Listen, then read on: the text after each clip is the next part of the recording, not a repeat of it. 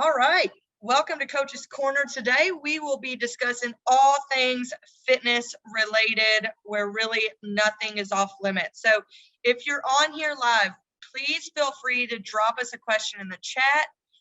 We'll wait around for questions at the end of the call, but we want this to be as interactive as possible. It is not formal whatsoever. So please ask anything you want. Nothing is off limits. Today, we have a special guest and our wellness coordinator and our former fitness coach, Amy Llewellyn. Wave to us, Amy. So today we will be discussing treat yourself versus train yourself, finding the balance.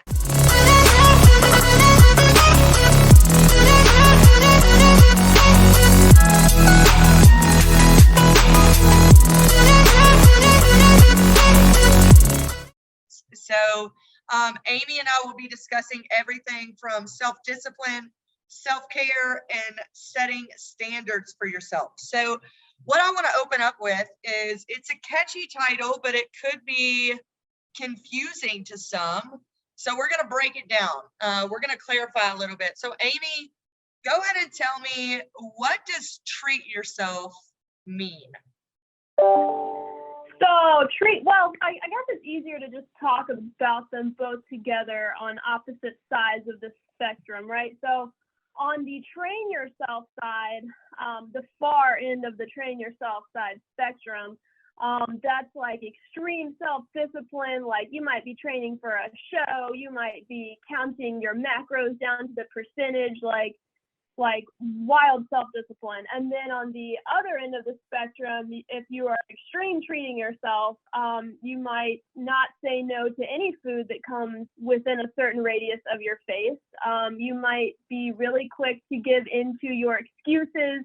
You might not be going to the gym at all. You don't really know what's going on. You're just kind of like, yes, queen, I'm here, treat myself.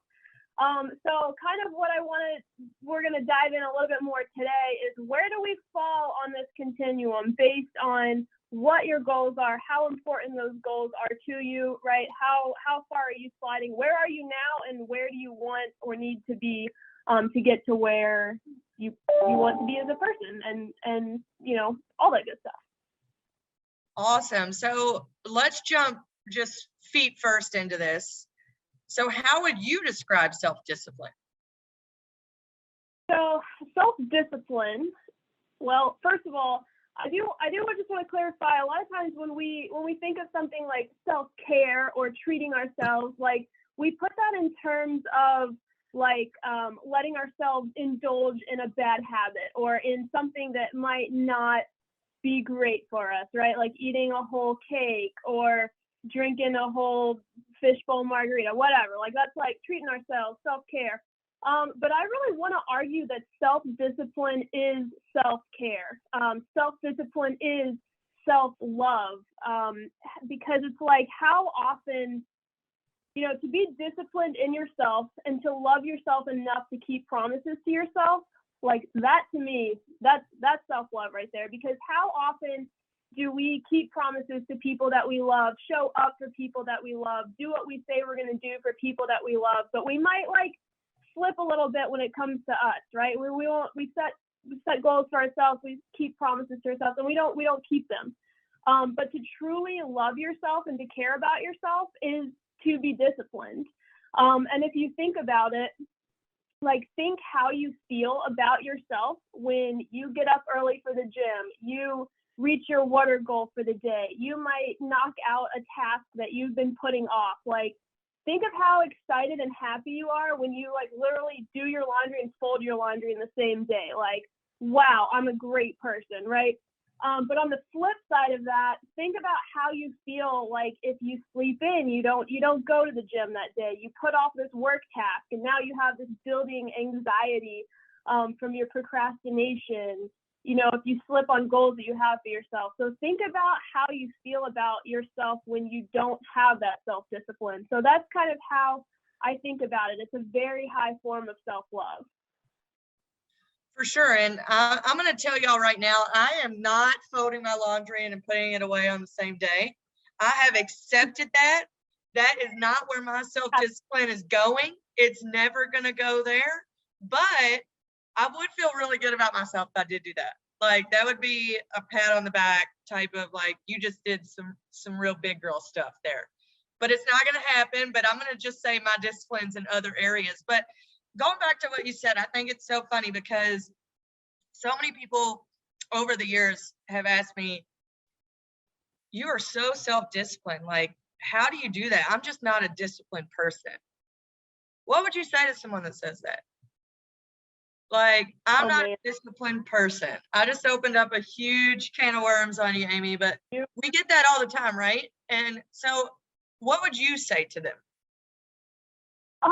Well, first of all, I oh my gosh, I struggle with this so much. Like, this is, like, how often do we say things like, well, that's just not me. Like, I'm just not that kind of person. Like, that's awesome that you can do that, but I can't. And then it's like, why? Why can't you? Like, where did that thought even come from? Like, you completely made that up yourself. You can be absolutely any kind of person that you want to be. You can be disciplined. You can be structured.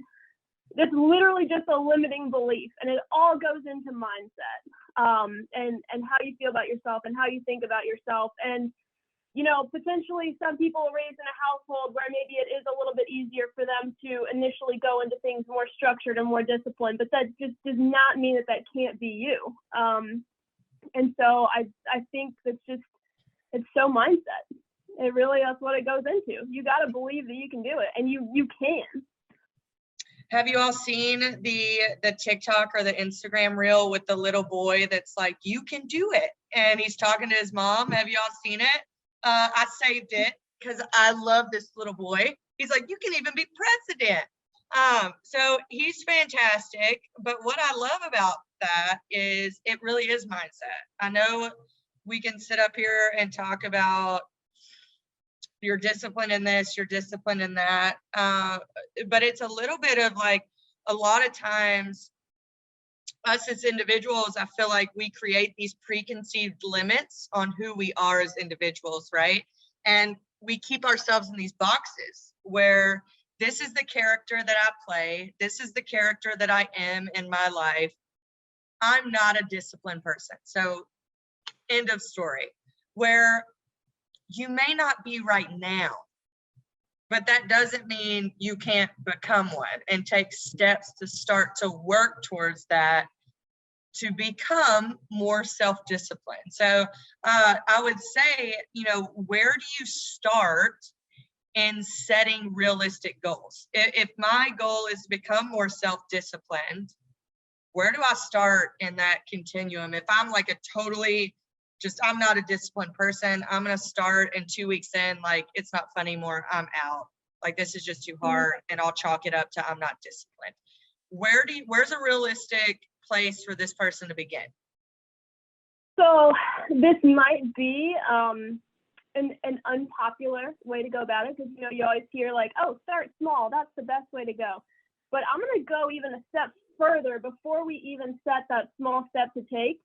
The first step is to sit down and be real with yourself in how important is your goal. How important is it? Like, how bad do you want it? How much do you care? At the end of the year, looking back on yourself, how are you going to feel if you did it versus how you didn't do it? And that's really where you have to start, is truthfully looking inside yourself and being honest, because there's a quote, and it's a little harsh, but you got to hear it.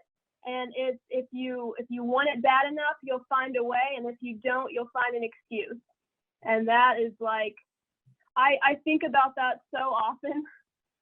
And so yes, you know, be honest with yourself on where you are in this journey, how bad you want it, how is it going to affect your life either way.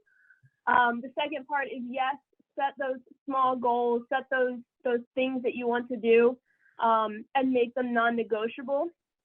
And then the other thing, we were discussing this, but like, Nike had it right in just do it.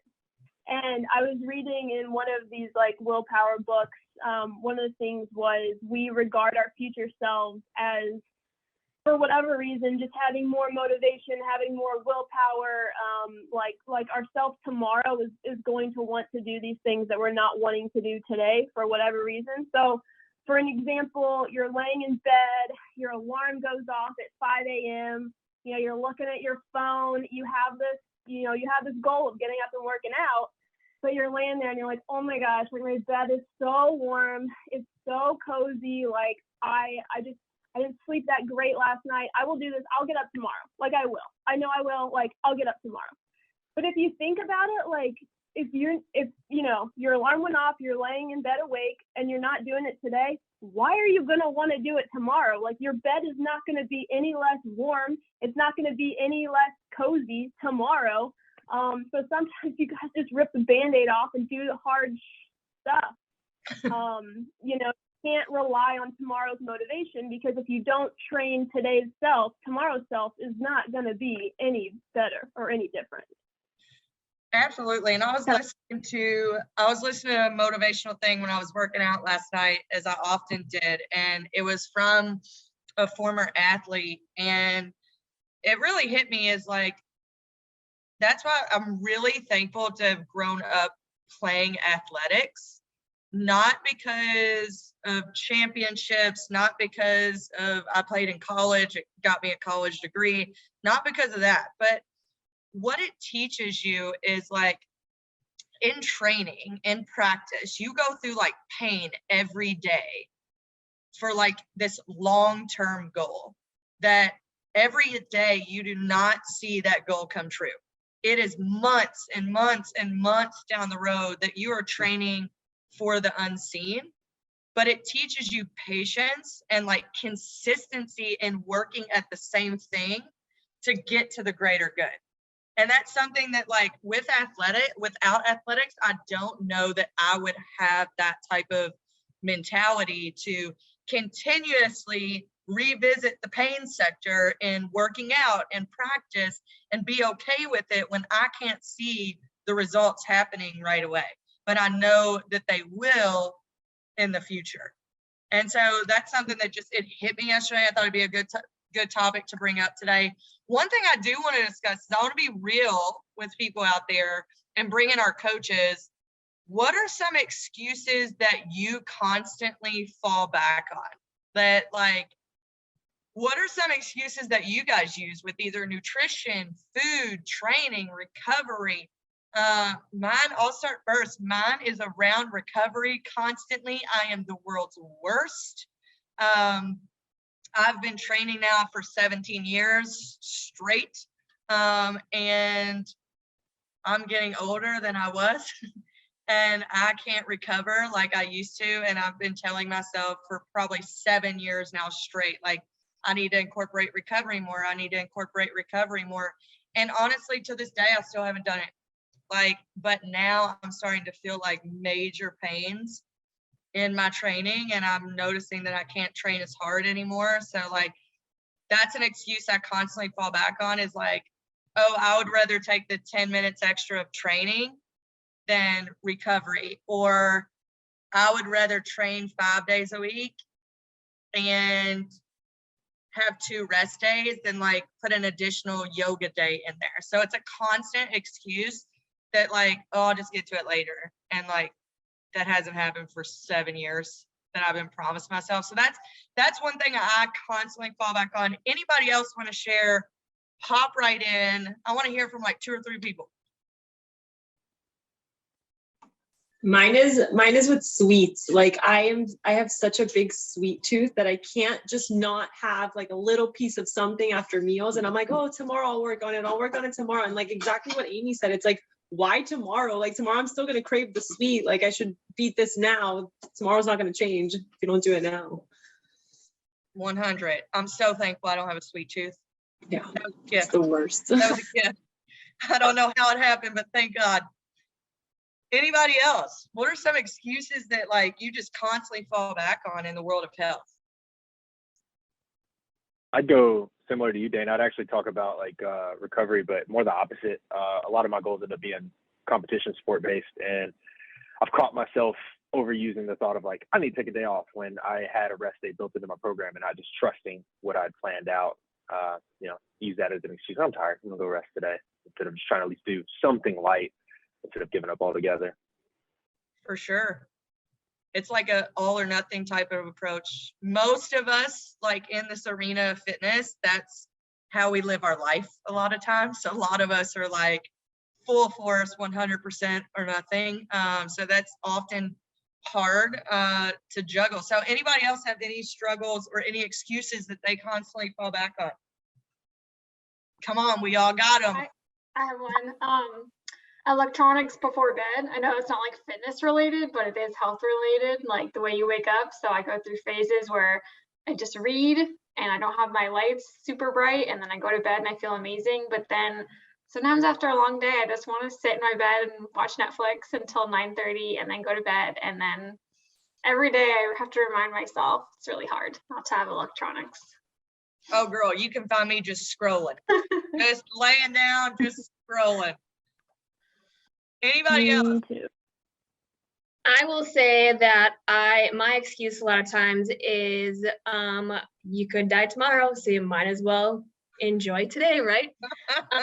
But if you think about it, our track records are pretty good for waking up the next day. So you have a better chance of waking up the next day and dealing with the repercussions of what you did the day before than you do of not. So I love that. I love that. Tracy's just using that motto all across life in general. It doesn't even matter. Well, this could be it. Oh, I love it. So when we're talking about that, Amy, I want to transition back to you, because in this title, we do say treat yourself. So when we talk about excuses, we talk about training ourselves with self-discipline. Like, what are some of the things we can do to treat ourselves, and where do we draw the line on that? Yeah. Well, shoot. I think a lot of times, and I don't even want to say where we draw the line on self-care. Like, I don't even want to call it that, because again, I don't want to, we kind of tie self-care and treating ourselves and rewarding ourselves with, again, indulging in those bad habits. So there's lots of other ways to care for yourself. But even before getting into those other ways, in going back to rewarding ourselves with food, it's like, how often, and I hear this, I'm guilty of this. I literally did this weekend. Like, oh yeah, like I was with my friend. I was like, we crushed that workout. Like, let's go get some brunch. Like, heck yes, earned it. Mimosas or Big Mac or whatever. And this is like a popular thing I hear, like especially people starting out at the beginning of the year and just getting into working out. They're like, I'm going to reward myself for that workout, usually with something that's going to undo the workout. But the other thing is, you also hear people saying like, oh, I just work out to eat, Dad, which honestly, like, okay, not great, but it goes back to knowing what your goals are and how important they are. And if that's your goal, like, honestly, that's fine, but you have to realize what those actions are going to do towards your goals. If that is your goal, you're probably just going to see like maintenance. You're not going to see a whole lot of progress towards your goal if that's, if you're just working out to eat bad.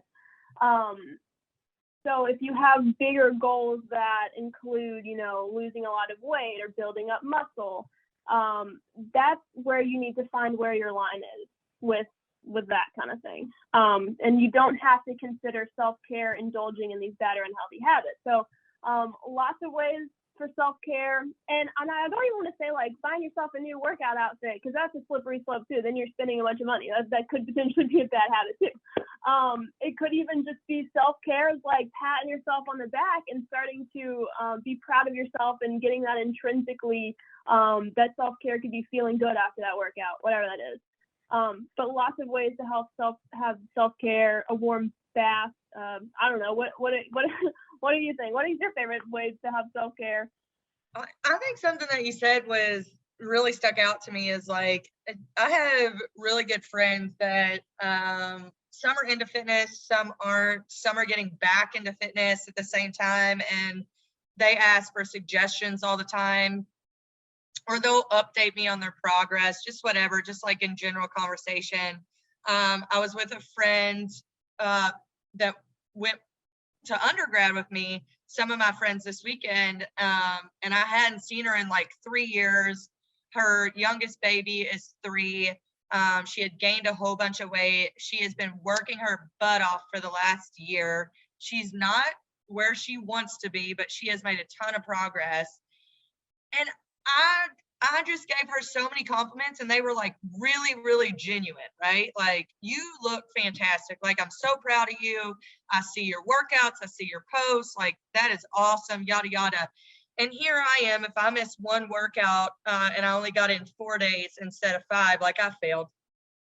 And it's like, we are so hard on ourselves that we would never say those things to someone we cared about.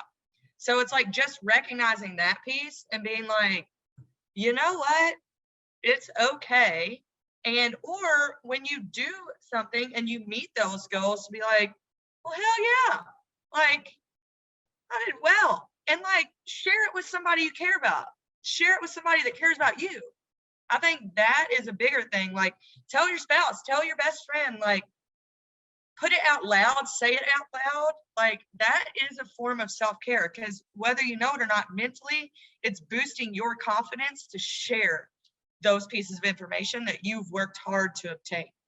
And like, I love what you said about there's other forms of treating yourself besides food. It's okay if you choose to do that, right? But recognize your goals and get back on it the next day. And a treat doesn't have to last a month. A treat can last a snack and then move on, right? It doesn't have to like stick around. And there's just so many more forms of self-care. You have to find what you enjoy. It may be a hike, maybe nature. It may be a kid-free night with your spouse. It could be any type of that. It could be a new outfit because you love to shop. It depends on what you like, right? So I think it's finding what brings you joy is more along the lines of treating yourself, what you find joy in. So I want to go back to self-discipline a little bit and setting standards. We mentioned that.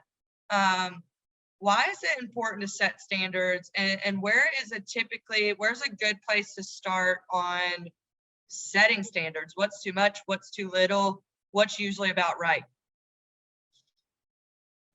Yeah. So again, goes back to just being honest with yourself. And this might be a slight tangent, but as a coach for, I don't know how many years I've been coaching now, my mind's drawn blank, but I've coached, moms of 3 that don't miss a workout, show up to every session, crush it, nail their nutrition outside of it. And they got a lot going on. They're busy. I've had, just to keep the topic similar, I've had moms of 3 cancel every workout and not show up and not commit. And I will never judge anybody's situation. I will never call anyone out for that. Obviously, I don't know what people have going on, but that's when you really have to be honest with yourself, because it's nobody else's job to do this. Be honest with yourself where those excuses are coming from. And sometimes that's really hard to do, to look inside of yourself and to take responsibility for yourself and your actions and your life, and to not blame others and situations. Also, obviously, I know there's lots of situations that do come up that truly are out of our control, surgeries, health issues, injuries, what have you. But we can control our attitudes toward that. Do you let that stuff derail you and suck you down, or do you want to come back better and stronger?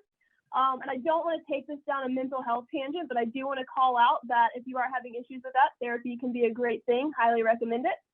But another little tactic too is if something comes up and making excuses, instead of saying, I don't have time for that, because that's like the most common excuse that I hear is time. Instead of saying, I don't have time for that, say, I'm not making that a priority today, or that's not a priority for me. And just to sit back, and it's putting it back on yourself, not blaming external situations, but just see how that makes you feel to say that. It's not a priority for me to eat healthy today. It's not a priority for me to work out. So it changes a little bit, and it puts you in more control. So I think that's a really interesting thing to think about, is to find it in here first. Yeah, it definitely puts things into perspective when you put it that way. It's like, oh shit.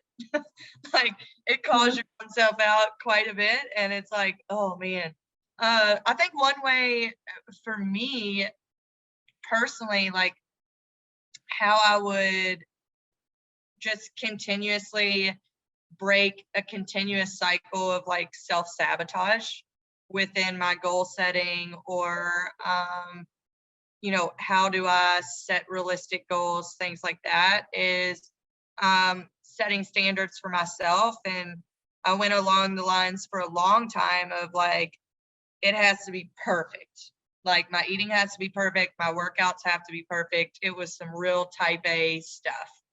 And what I realized is like, I was really unhappy in my personal life because I was devoting every ounce of myself to health and fitness, which your personal life is part of your overall health. So there were things that I was putting too much in one basket and nothing in another. So it's like, how can I find a really balanced approach? So really the last like 5 or 6 years, I've been looking more for like a really balanced lifestyle in my work, in my personal life, in my fitness life, in my overall health. And that includes like sunny day walks or enough vitamin D, like all of that stuff. And you realize like you got to make your buckets even. And I think for me, for like overall health, it was more like the 80-20 rule specifically, is like, if you are consistently doing things that are positive for your overall health, and then maybe 20% of the time some things may not be so great for your overall health, you'll usually balance out to be on the side of 80, right? So you'll still be in the positive. And it allows you to drop that perfection mentality and move more towards progress over perfection. And I've made such progress in my personal life and my work-life balance that it has actually made my overall health better than when I was training all the time, because I have more energy, I'm happier, I'm less stressed, I'm more motivated. So like all of those things are usually equal each other out to build a nice balanced approach to your overall health. So like that's how I broke that continuous cycle of like self-sabotaging when I think I'm doing really good because I'm so strict on myself. So I was really training myself in every aspect, but I would never treat myself. And that's just as bad as the other part. I want to pause there. I want to ask if any coach has anything to add there about like setting standards for yourself when it comes to overall health and training yourself versus treating yourself. Dakota, I think you have something to say, no? Oh, I was just looking at some notes I had taken. Amy had some fire quotes in there. And I really loved self-discipline is the highest form of self-care. So I'm just thinking about myself. If anybody that works with me knows that I love a good beer. So I'm like trying to balance, like maybe let's cut the beer from like 2 to 3 nights a week to 1 night a week, because we realize that, that much beer is not necessarily self-care, even though I may be viewing it that way. For sure. I love that. So I think it's like, go ahead, Amy. I was gonna say like that actually like goes into like one of my next points. So in figuring out where you want to be on the continuum, figuring out what's important to you. So like, for example, for me, like I love my morning latte. It's like the only thing that brings my soul joy. I don't want to give it up. So here's the thing. I'm going to figure out how that fits in with my goals, right? So I know if I'm going to get my bougie latte every morning, like I need to maybe not eat the cupcakes that someone brings into work. Or, if I know that I go out to brunch with my girlfriends every Saturday morning and we get mimosas, maybe that's my treat myself. That's my like 20% where I go crazy, and then like the rest of the week I'm pretty strict. But also I do want to just mention, this is a slight tangent, but I think it's really interesting. When you are figuring out where you want to be on that. I want you to think about how important and how much little things add up. I actually saw a meme thing the other day, because another thing that I want to work on this year is like finances and getting my monies together. So this quote was like, what does it take to waste $10,000 a year? And it said, and this like crushed my soul, it was like, it only takes, and I did it, the math adds up, $27.50 of extra spending a day. And I'm like, oh my gosh, like I get my $7 coffee, like I might buy lunch out, maybe I get a snack, like, and even if I'm not spending $27 each day, like I probably do like a big Amazon purchase at least once a week, because I just like getting packages. So I'm like, oh my gosh, like these little things add up and I'm wasting $10,000 a year. So then I was like, oh my gosh, how does this translate into health? So I did a little bit of mathy math, and a surplus of 200 calories a day. And I want you to think about what 200 calories is. That's like a soda, like one soda a day surplus. Over, let's say like over your BMR, I think for women that's around 1,500, 1,700 calories, more if you're active, whatever. So just a surplus of 200 calories a day. That's 73,000 additional passive calories a year. And we know that there's 3,500 calories in a pound. So that's 20 pounds that you're packing on in a year just for that 200 calories. So that is just something to think about too, because there is math involved in health and fitness and weight loss. But on the flip side too, like think of what a reduction of 200 calories a day can do. Think of what cutting out one soda a day can do. So it's interesting to do a little of the numbers and to see how those small things really do add up. So that's something to think about too when you want to see what's important to you and how you want to reach your goals. I think you're dead on there with, what we have to really come to the realization of is like everything is a choice. Choices day in and choices day out, like realizing that there's a choice in every situation. And if you're okay making it, you go for it, honey. But like, understand that the choices we make will have impact somewhere. And I think that's important to understand in like the little things, how they add up, is that there can be choices where we can choose the good side. We can choose this or that. Everything doesn't have to be bad or good, right? I'm like you, Amy. I am a coffee drinker. I use sugar-free creamer, but people are like, why don't you drink it black? I'm like, because I don't like it black. And I give up a lot of stuff, and I'm going to have my sugar-free creamer and enjoy it. And that's one thing that I'm going to do, and I will not give up. And that is what it is. But it's like, another thing is I used to chew gum all the time, like all the time. It's really bad. And like, if you've ever looked, gum has like 10 calories a stick, right? So if you chew a whole pack of gum, that's in a day, that's a lot of calories. And that gives you gas because there's like air and it blows. Like there's all kind of stuff that you can do to your gut, everything else. So I chew like one piece of gum a day, or like maybe zero now. So it's like just little things like that, like you don't even realize.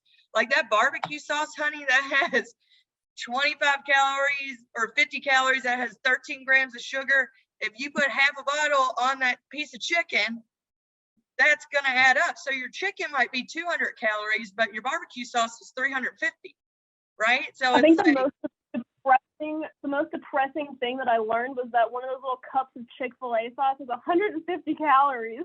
You just like, ruined so many people's day with that, Amy. You just ruined. I know. I covered my ears. I didn't want to hear it. But it could be one of those things where you just chalk it up, Angie, to this is what I'm gonna do, and I'm gonna. No, because everything adds up.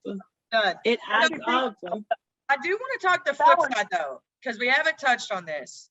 And this is some people. This is, I talked about my perfectionist mentality in health like 7 years ago. What if restrictions are too tight? Is that a thing? what do we do about it? So like, that's something that I want to address too, is we have some people that are really freaking fit that work out with us and aren't taking recovery days and are injured in 5 different areas, half of our coaching staff. But, you know, if restrictions are too tight, what do we do? I'm going to call on some of our other coaches here. Mark, I want to hear from you. You've worked with a lot of individuals and really dedicated individuals. If restrictions are too tight, 1, is it a thing? And 2, what do we do about it? Yeah, they can be too tight in some situations. So that's where you have to evaluate what's going on and figure out like where you can have some give at, because like everything that's been said, if the restrictions are too tight, then that's where you start to have those points where the person starts to go off the rails. Then there's like, okay, you have one point to where the pressure starts to get too much for some people. Not everybody responds well to that pressure. So you find a way to, okay, give them that day of a treat day or treat meal or whatever, or a treat activity to where they can reset, breathe, let them know that the 80-20 rule, 90-10 rule, let them be human, and then get back to your regular routine, and know that every day is you're looking for progression over perfection. So as long as you keep that mentality as you're going forward, looking to get better and not be perfect, and then I think you'll be okay. Awesome. Love that, Mark. Any other coach like to chime in here? If restrictions are too tight, what can we do about it? Andrew, what you got for me? I mean, I kind of think the same as Mark. You know, it's progress over perfection. And when you put the clamps on too tight, you start to shy away from, you know, you make one tiny mistake and you're like, well, this day's done, so I'll pick it up tomorrow. And so like, that's when I think, you know, when restrictions are too tight, they start creeping into every single thought, everything that goes through your head. It's like, I got to hit everything perfectly. And that can be overwhelming. And so when you get overwhelmed by thinking about being perfect on every single little restriction, it's just not good. Yeah, and I think we have to you have to self-analyze too on like what's happening in your body, what's happening in your mind, what's happening in your whole situation, right? Because usually when we're too restrictive, it's going to show us. Your body is going to tell you something is wrong, either your mind or you lack. So if you're super restricted, you may crave everything on the planet. Like you may crave donuts and you don't even like donuts. Like that's a sense that like you may be too restricted in your calories or in your meals that you're eating. If you lack motivation to go to the gym, like, I mean, you're a usual gym goer and you're just like, I want nothing to do with this. If you start to see physical changes in your body, so hair is one of them, hair changes, nail changes, skin changes, all of that can be stress reduced. And I don't mean like stress at work. I mean like hormonal stress. I mean too much exercise. I mean too little to eat combined with exercise, too little fats, which has a lot to do with hair, nails, skin, hormone imbalances due to diet and exercise. So it's being very aware of yourself and what you're currently working on and what that looks like for you. Amy, I think you had something to add. Oh yeah, so I also wanted to say, I mean, don't lose sight of what like the ultimate goal here is. It's to be happy and to be healthy, right? And if you find yourself so far on the train that you start getting obsessive thoughts about it, it's controlling your day. You're missing out on activities with your friends because you're like, I can't go to that restaurant because I don't trust myself to make a healthy decision. And it starts being like this obsessive thing. You got to check into your mindset too. I mean, that's one of our 4 pillars. That's one of the things to be truly healthy. So you gotta also watch out for that and check in with yourself. Am I happy? Do I feel good? Yes, physiologically, but also like mentally, am I still enjoying things that I enjoy in life? And if not, you know, you don't have to give everything up and completely just quit on your goals, but maybe slide back a little bit, give yourself a little bit more grace, find yourself falling towards treating yourself a little bit more, to just get back into a space where you feel good about yourself, you feel on track, but also not like obsessive and miserable and missing out on like the joys of life. That's part of the balance. Exactly. I could not agree more. I want to give a moment to any of our viewers if you want to drop a question in the chat.